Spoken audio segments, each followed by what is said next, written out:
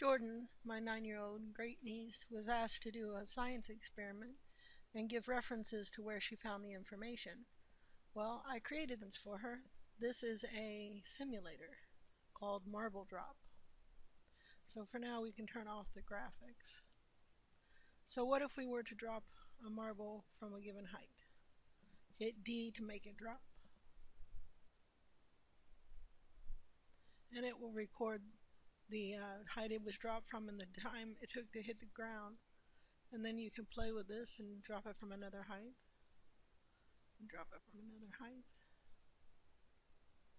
So forth and so on. But it might be interesting to track this information. So we'll turn on the first graphic. It doesn't pick up. You'll have to regraph these.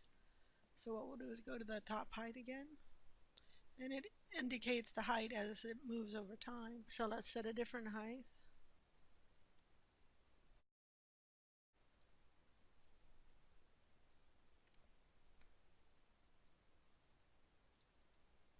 Now what is interesting is the height that you initially drop it from and the time it takes to get to the ground. So let's turn on this other graphic. We'll have to do it again. So from a height of 50, let me just do various heights.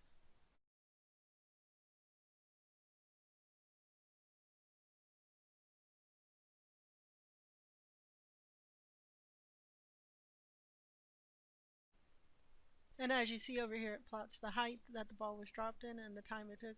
I do need to put values on these axes, but that's just a detail.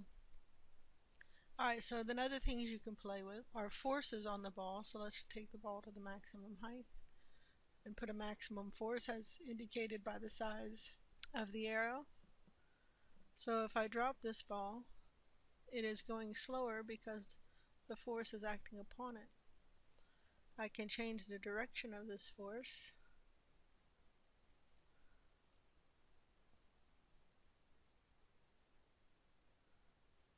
And I can change the mass of the object.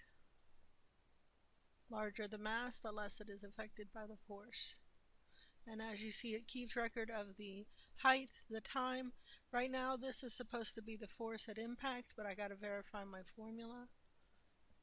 So that is the new simulator I've been playing with.